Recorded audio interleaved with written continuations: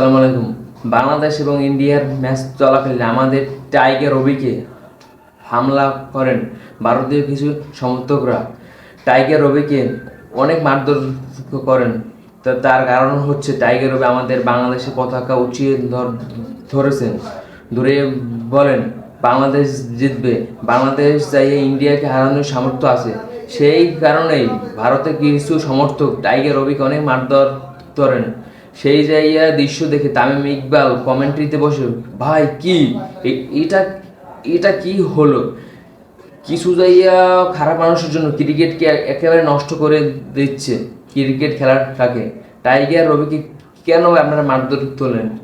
ক্রিকেটকে ভাই সবাই ভালোবাসে, আমিও ভাই অনেক ক্রিকেটকে ভালোবাসি, তারপর আপনারাও ক্রিকেটকে ভালোবাসেন। ভাই টাইগার রবিকে ভাই কোনো মারার দরকার ছিল?